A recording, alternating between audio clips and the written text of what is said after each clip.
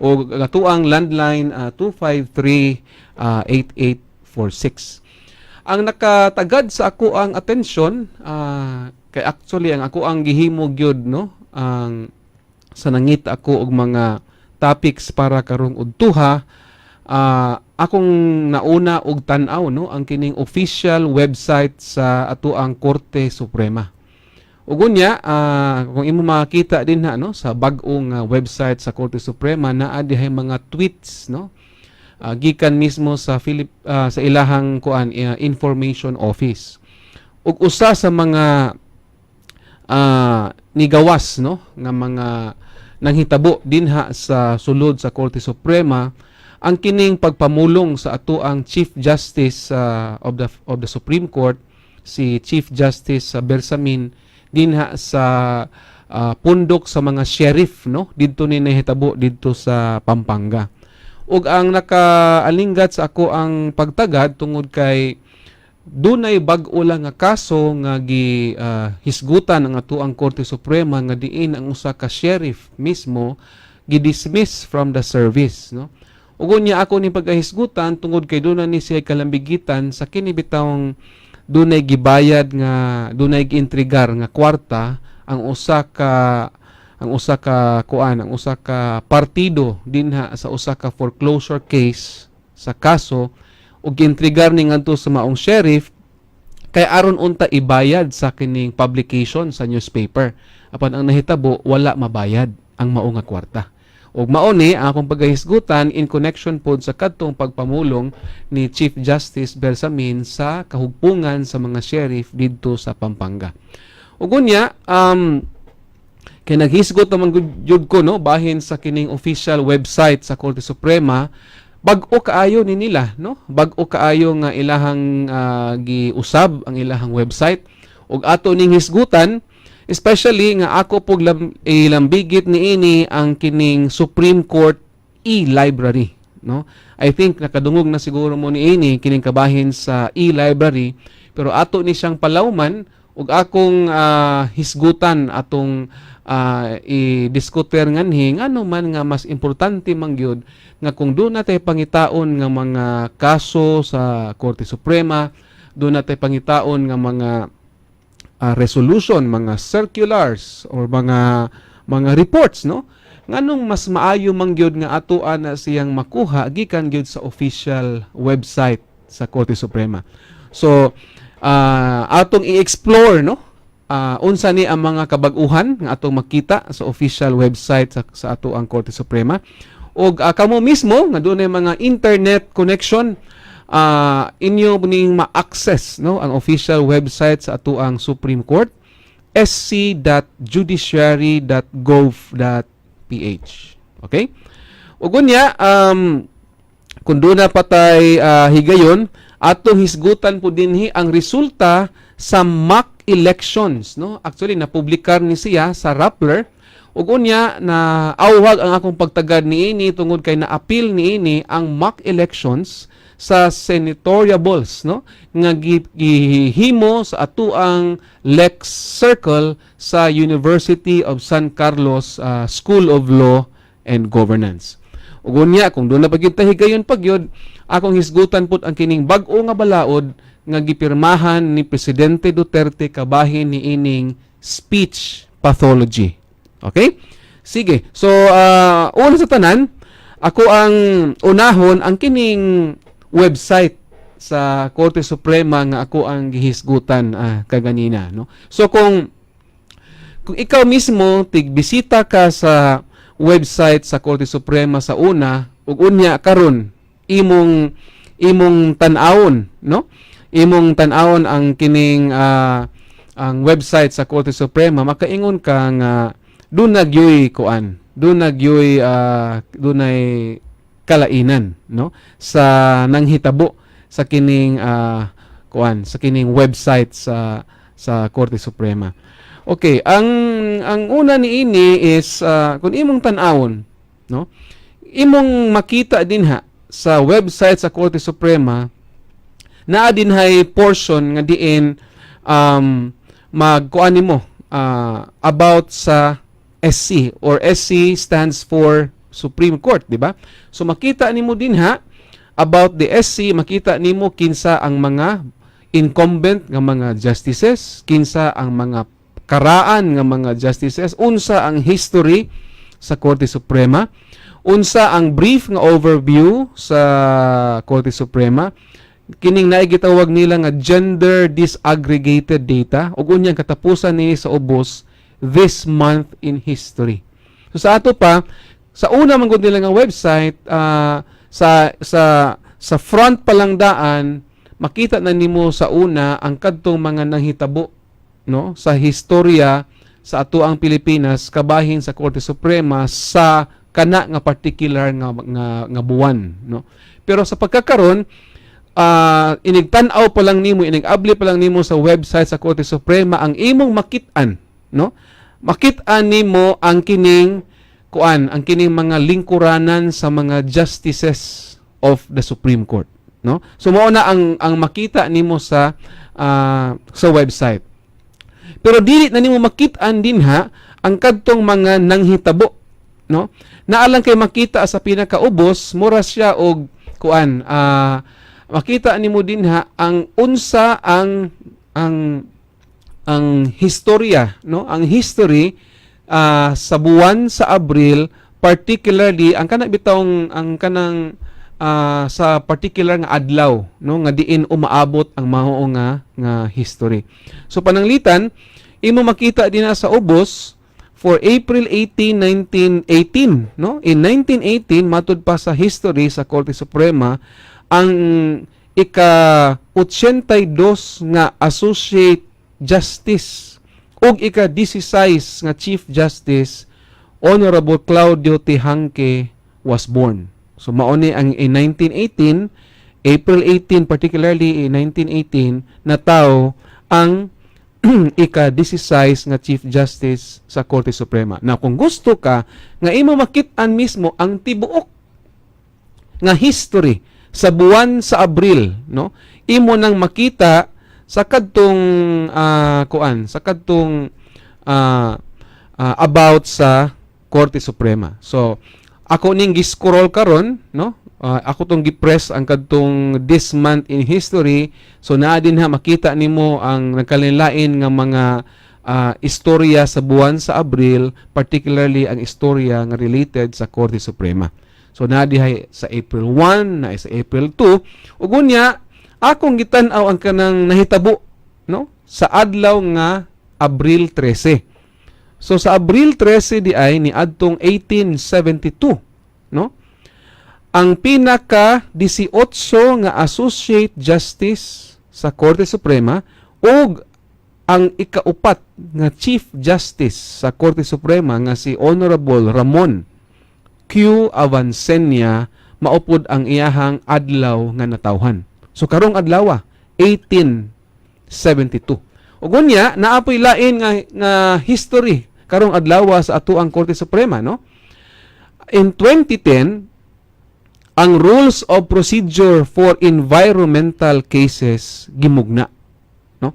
So siguro nakadungog na mo ni ining mga rules of procedure. Sa maning rules of procedure. So particularly kung naay mga kaso nga naglambigit sa environment, no.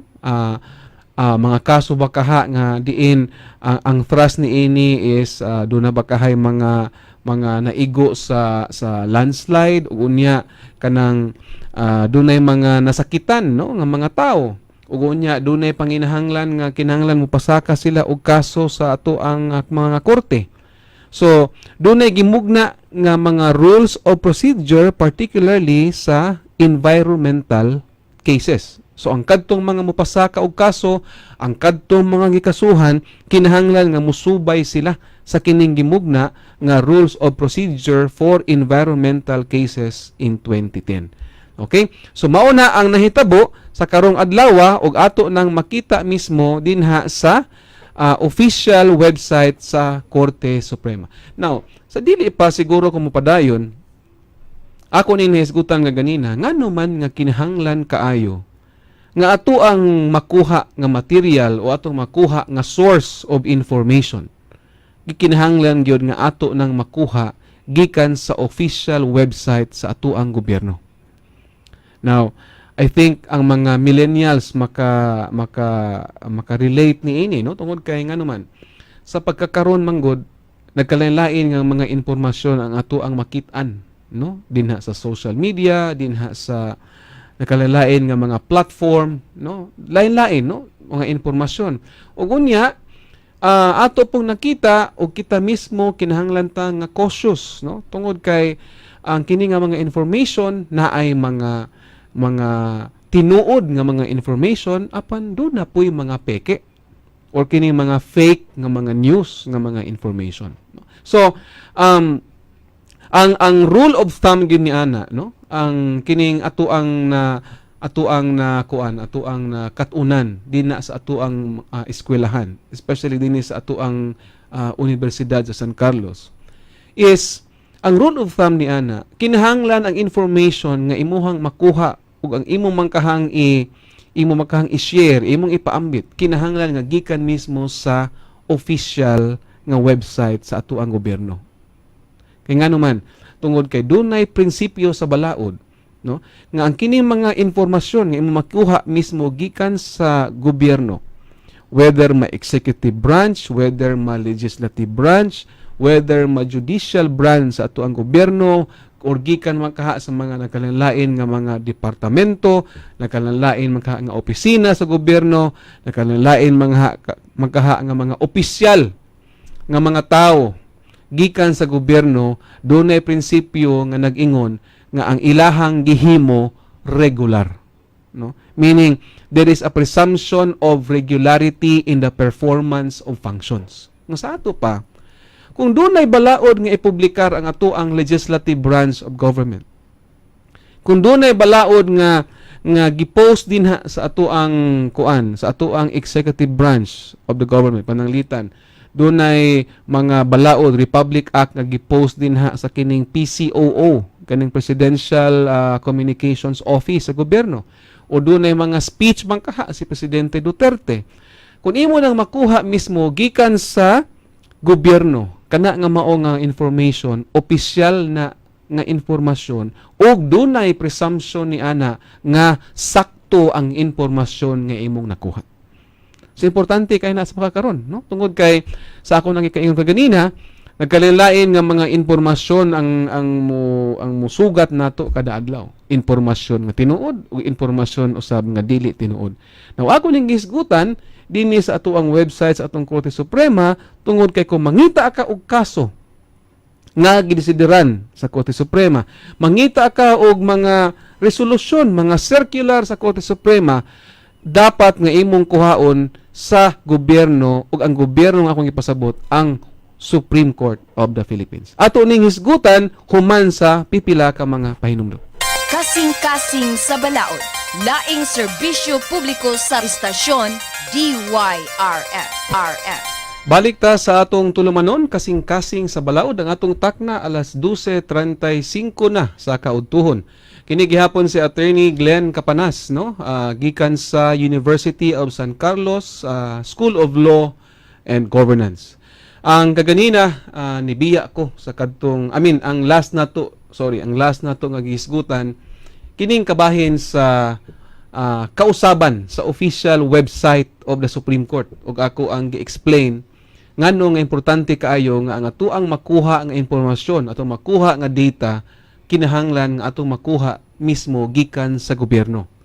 Ug kung doon na kay kaso nga gipangita, doon na kay gamitan sa kaso, doon na ba kay gilocate nga mga circular sa Korte Suprema, rules of procedure, mas maayo gyud, no, nga imong makuha na gikan mismo sa Supreme Court of the Philippines. Na mangutana ta, dali ra man kaayo pag type, no, kung moadto ka sa imuhang sa internet, mo type lang ka, daghan kaayo ang mga data nga imuhang matan-awan kung asa ka gusto nga mokuha og impormasyon. Pero ang akong gi-emphasize nganhi is nganong kinahanglan man nga official document, official nga information ang imuhang dapat nga makuha. Tungod kay akong gisgutan nga ganina, tungod sa atoang panahon karon, nagkalailahi na nga mga impormasyon nga atong makuha, no, na ay tinuod ug naa po'y peke. Ikaduha, The moment mangod nga imo nang gamiton nga mao nga material sa imuhang pagsulti, sa imuha bakhang pagsuwat, ug unya kanang dili nimo bitaw kinuha ang mao nga material or source or impormasyon gikan sa official website mismo sa gobyerno, it is most likely nga ang kana nga material or information kung naay makita dinha nga sayop, no, nga impormasyon, ang epekto ni ana is ang imong kredibilidad, no, kredibilidad nimo, meaning kung imo na nakuha mismo sa bisag asa lang, dili mismo sa official nga ahensya sa gobyerno, so dili mahatagan og igo nga credibility ang imuhang pag-istorya o ang imuhang pagsuwat sa mao nga impormasyon. Ang ikatulo pod nga rason, no, kung ngano nga kinahanglan nga official is nga aron ma-attribute nimo kung diin gikan og diin nimo makuha ang mao nga information, kay aron ko pananglitan do namang gani kasaypanan nga nahitabo sa mao nga information, dili ikaw mismo ang ma-blame, kundili imong ma-refer sa kadtong imong gikuha og diin imo pong nasulti kung diin di ay gikan ang mao nga impormasyon nga imuhang nakuha. Okay? So, kaganina nag-explore ta ni ining bag-o nga official website sa Korte Suprema. So, sa akong ikaingon kaganina, kung imong i-access ni sa sc.judiciary.gov.ph, na ay imong mga nagkalilain nga imong makita dinha, no, nga mga gi-display sa atubangan sa maong website, na ay kalambigitan sa Supreme Court, na ay mga court issuances, na ay mga oral arguments, na ay mga media releases, na ay bar admissions, na ay e-library ug dunay mga links. So kini e-library ato ni hisgutan unya, no. Of course, sa ubos ni ini naa dinha ang mga naka-attract po ni sa ako ang attention. Kay pananglitan, naa diha makita nimo ang filing of fees. So makita nimo dinha unsa ang mga requirement, no? Kung panalitan mo pasaka ka og petisyon sa Korte Suprema or mo pasaka baka ka og kanang kriminal nga kaso dito sa Korte Suprema, unsay mga steps sa pag-file mo og kaso og pila ang bayronon. Okay? Ug unya gawas ni ana ang lain pod nga naka-caught sa akong attention kining court locator. Ako ni siyang actually gi-testingan kaganina, no? Tungod kay doon naman ito higayon nga diin doon na bitay kaso didto sa Mindanao. Ug unya usa sa mga regional trial court mismo didto sa Bukidnon. Ug dunay kalisod sa pag-contact, no? Unsa ang specific nga address, unsa ang telephone number sa mao nga korte didto sa Bukidnon. Ug in fact ang niabot gyud sa kong unahuna is gikinahanglan gyud nga dunay accessible nga mga information kabahin sa mga nagkalain nga mga korte. Unya of course dili pa ni wala pa ta maghisgot ni ini nga kung kining mga contact details kuan ba gyud ni sila kanang maayo pa ba gyud og ma-access pa ba gyud ang ilang mga contact details, no? Pero akong gitestingan ang kining sa court locator, inig-press nimo ni ini, imo makita dinha ang mga nagkalain nga mga korte. Naa ang korte sa National Judicial Region sa Metro Manila. Makita nimo dinha ang sa regional trial courts. Makita nimo ang sa first level courts o kining mga municipal trial courts in cities or mga municipal trial courts, na ay mga Sharia courts, no? Ug unya inig-press nimo dinha sa specific mismo nga branch sa mao nga RTC or MTC or Sharia court, makita nimo ang contact number ug ang address. Okay? So dili na kaayo lisod sa pagkakaron, no, sa pag-locate sa atuang mga lain nga mga korte, especially nga naa na publish mismo sa official website sa atuang Korte Suprema.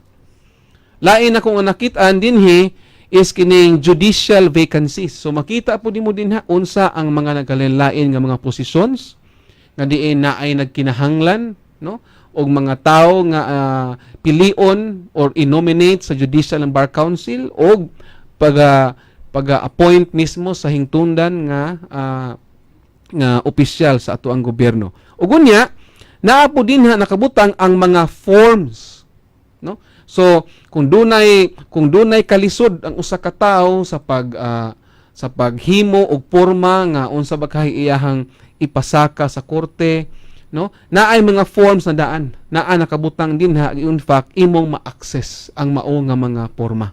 Og ako mismo naka-realize, no, nga ang kini bitawng paghimo na bitaw og mga porma daan para nako kuan man ni siya kanang kita dapat nga mga abogado or abogada dili ta ma-threaten ni ini, no, tungod kay kuan man ni siya part ni siya sa kining proseso or kining sa mekanismo nga diin atong i-empower atong mga tao nga sila mismo dili mag-agad sa mga abogado o abogada, nga sila mismo kahibaw sila ug dapat sila makahibaw unsa ang ilahang mga katungod, unsa ang mga porma sa korte nga ilang magamit kay aron kung naa sila mismo hingtungdan sila naa sila kaso nga ipasaka or naay kaso nga mapasaka batok nila, kahibaw sila sa mga porma nga gipasaka sa ilang abogado kung sakto ba o dili, ug mas mahibaw-an nila kung doon na bagid sila igo nga pagsalig mismo sa ato ang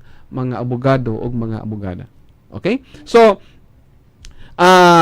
aside ni ana sa ubos, imo makita pod ang kining mga nagkalilain nga mga followers sa Twitter sa Korte Suprema, naa ang mga latest decision, pero unlike sa una, imo makita karon sa bag-o nila nga website, dili na tanan nga mga desisyon sa kining nga buwan makita nimo, no? So pipila lamang ang imo makita. Plus na ang nagpabilin ang kining tweets, no, gikan sa PIO sa Korte Suprema. Now, muari ko dinhi og akong i-explore ang kining kabahin sa e-library. So ako ni siyang gi-press karon ang kining e-library portion nga imo makita sa official website sa Korte Suprema. Now, ang bag-o niini ug mao ni siya ang akong i-share ninyo, no? Kay kaganina 'di ba naghisgot man ko nga mas maayo gyud nga ang imuhang makuha nga mga information naggikan gyud gikan sa ahensya sa gobyerno mismo. Og usa sa mga butang nga pangitaunon og pangitaon, no, kung labi na kung naay kaso, is kining mga desisyon sa Korte Suprema. Now, wala ko mag-ingon nga dili nato dapat hatagan og bili ang kadtong mga material, mga compilation of cases gikan sa mga pribado, no, nga mga kompanya, dili. Tungod kay kana sila doon nagapoy gamit ang kanang ilahang mga gipang offer. Pero sa ako lang ikaingon, kung mangita ka og opisyal mismo nga information, source of information, material, no, gusto ka nga maniguro nga sakto ang information nga imo makuha, ikinahanglan nga imo makuha mismo gikan sa official website. Now, ang nakanindot niini is mauni. Ang e-library sa Korte Suprema, ang kining e-library na dinha ang tanan nga mga kaso sa Korte Suprema nga gidesideran sa atuang korte. No? Ang nakanindot niini is ang e-library sa Korte Suprema gi-open na sa publiko. Okay? Gi-open sa publiko. So, na dinha, no, makita gani na ako ganing gitan-aw ang kining mga frequently asked questions or kining mga FAQs, no, under sa e-library. Usa niini is kinsa man ang maka-access sa e-library. So, na dinha makita nato open to the public, pero kinahanglan ka nga mo rehistro, no, sa paggamit nimo sa e-library. Okay? So, ang imo buhaton, kinahanglan ka nga mo rehistro sa maong e-library ug inya inikahumani ana once makasud ka, maka-access na ka sa mga desisyon sa Korte Suprema, mga signed resolutions, no? So, in fact, ako ning gabrihan karon, makita nimo ang ang nag-una nga ako nakita ang kining heading ni ini nga gitawag og bookshelf. So makita nimo dinha under sa kining bookshelf naa ang Supreme Court, Court of Appeals, mga laws, executive issuances, mga references ug mga treaties. Unya ubos ni ini naa ang heading pod nga decisions, unya signed resolutions, unya naa ang mga nagkalain-lain nga mga tuig nga diin makita nimo ang mga desisyon sa Korte Suprema. So sa kining e-library gikan 1996 up to 2019, March of 2019. Okay? So gawas pod ni ini ang naka-quote pod sa akong attention. Naa po dinhi ang mga links sa mga foreign Supreme Court, no? In fact, ako ning gisuwayan sa ganina og access, once mo link ka didto, makita nimo ang Supreme Court of the United States. So makita nimo ang mga nagkalain nga mga kaso pod, mga dokumento, mga opinions, no, gikan sa Supreme Court of the United States. Unya, kuan lang, dili lang ang Supreme Court sa US imo makita. Nakabutangan hi ang sa South Korea, sa Malaysia ug sa Singapore, no? In short, dili nakaayo lisod sa pagkakaroon ang pagkuha og mga legitimate, mga appropriate nga mga information, mga material nga dunay paglambigit sa atoang pamalaod. Okay? So, mao na ang importante kaayo nga ako ang gihisgutan ninyo ang kining kabahin sa revised kining bag-o nga website sa atoang Korte Suprema tungod kay sa ako nang ikaingon daghan kaayo ta og makatunan ni ini. Okay? So ayaw mo kalimot, no? Naa dinha ang especially ang kining kabahin sa e-library og doon na gani ehemplo dinha unsaon man nimo pag-cite ang mga desisyon nga imong na-download gikan sa e-library. Importante kaayo akong balikon. Okay? Kung doon na kay kaso nga i-cite, ang example din ni pananglitan, People versus Cruz, unya ibutang nimo ang GR number o ang date sa promulgation sa kaso. Matod pa dinhi sa Korte Suprema, kinahanglan imong butangan, imong i-cite diin gikan na nimo kuhaa. So ilang gi-suggest ninhi i-cite nimo SCE library. Kay aron makahibaw ang kadtong mga tawo nga nagtan-aw sa imong gisuwat, mahibaw ang tao nga naminaw nimo kung diin nimo kuhaa ang kadto nga mao nga kaso. Ug unya, dako kayo og chance nga di ka masayop tungod kay sa akong kaingon, dunay prinsipyo sa pamalaod nga dunay presumption of regularity once makakuha ka og information gikan mismo sa ahensya sa gobyerno. Okay? Now karon ako po ni siyang isumpay sa katong akong gihisgutan kaganina nga diin nihimo og pagpamulong, no, si Chief Justice Bersamin sa sobra 800 ka mga court sheriff dito sa Pampanga. Okay? Ug unya ako ni siyang isumpay sa kining kaso nga bag-o la pod gidesideran sa Korte Suprema nga diin ang usa ka sheriff gidismiss gyud sa service. Okay? Pero ako ni siyang hisgutan tungod kay akong ipaabot dinhi sa ato ang mga suki nga mga tigpaminaw nga kini di ang kwarta nga ato ang iintrigar ngadto sa maong opisyal sa gobyerno, particularly sa sheriff, nga diin ang mao nga kwarta doon na siya'y katuyuan nga ibayad unta ngadto sa usa ka importante nga bayronon nga related sa usa ka kaso apan wala di ay mabayad o gigamit personally sa maong sheriff. Ug mao na siya nga ako ang paghisgutan tungod kay posible nga ang kini siya nga mga nahitabo nahitabo na sa uban ug kung mahitabo man gani ni sa inyuha nang hinauta nga kanang aware mo og unsay angay ninyo nga buhaton. Okay? So actually ako lang ni siya i-summarize, no, very briefly nga dunay usa ka yuta nga kanang giprenda. Ug niya tungod kay ang kadtong nagprenda wala naman makabayad, no, sa maong iyahang giutangan. ug unya naka-collateral man, no, ang iyahang yuta sa iyang giutangan, ang kadtong giutangan iyahang gi-foreclose ang kadtong yuta. Of course, part sa proseso sa pag-foreclose sa yuta is kinahanglan nga mopasaka ka og petition for extrajudicial foreclosure dinha sa korte. Ug unya, once ma-file man gud na siya ang mao nga petition for extrajudicial foreclosure, ang proseso ni ana nga i-raffle na among sa mga sheriffs sa maong korte. Unya, once ma-raffle ang kadtong matungnan sa maong nga petition nga sheriff, siya na to ang mo proseso sa paghikay sa foreclosure sa maong nga yuta. So, of course, part ana sa proseso is kinahanglan nga dunay notisya, no? Dunay notisya nga pirmahan ang sheriff kabahin sa mao nga foreclosure, ug unya ang usa sa mga rekisito nga ang mao nga notisya kinahanglan i-publish sa usa ka newspaper of general circulation. So ang nahitabo, dunay bayro nun.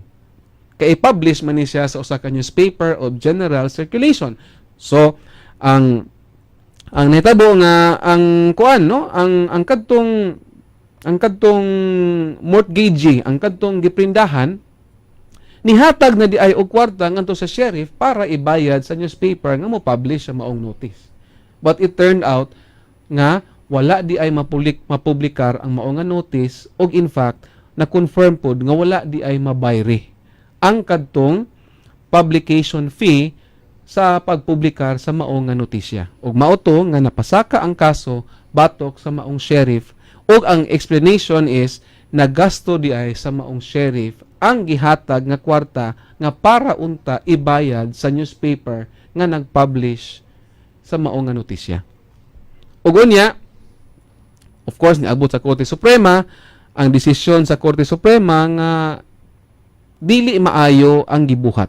Ug unya gi-emphasize nganhi, no, gi-remind nganhi ang mga court sheriff, no, nga ang kining ilahang role isip mga opisyal sa korte importante kaayo, no. In fact, ang gigamit nganhi nga mga words sa Supreme Court is kini nga mga empleyado sa korte mo serve ni sila as sentinels of justice, no.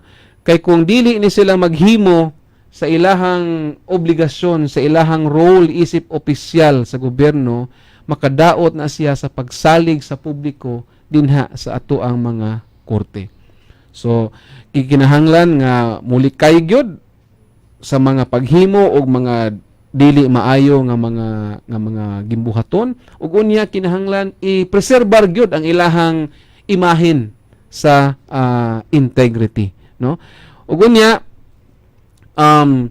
gikinahanglan nga kuan kanang kung naay kwarta nga ihatag ang kadtong giprindahan sa mao nga yuta, gikinahanglan nga ibayad gyud na sa sakto nga bayro nun, no. Dili pwede nga kuan nga gamiton ang mao nga kwarta sa usa ka personal nga katuyuan.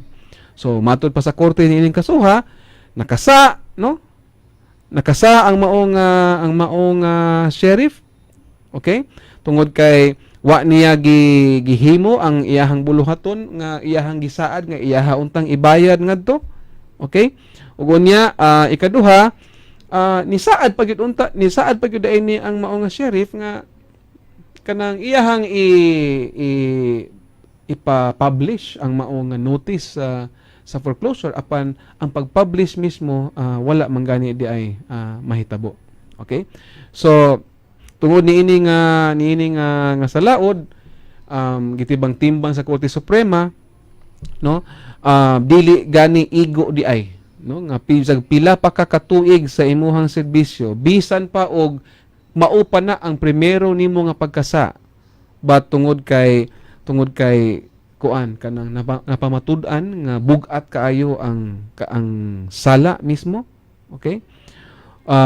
Unya kanang kuan pa gyud, no, kanang nakita pa gyud sa Korte Suprema nga wala bitaw mapakita sa mao nga sheriff nga doon na siya pagbasol sa iyang nahimo. So wa gyud nahimo ang Korte Suprema kun dili ang pagdismiss sa mao nga sheriff.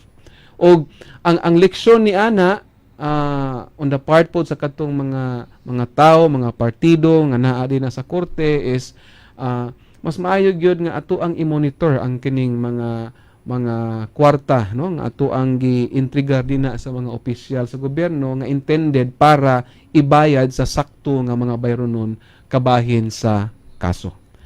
Okay? Unya, ang katapusan nako nga pagkahisgutan is ang kining kabahin sa ang kining kabahin sa resulta, no?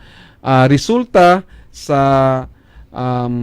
sa kadtong gihimo nga mock elections, no? Sa nagkalain-lain nga mga eskwelahan, no? Eskwelahan dinhi sa ato ang sa ato ang nasod, no? Ug unya ako ni siyang nakapa-quote ani sa ako ang attention is ang kadtong gihimo nga mock elections dinhi mismo sa ato ang University of San Carlos. Okay? So ako ni karong ako ang tan-aw niini ang kadtong ang resulta sa maong mock elections.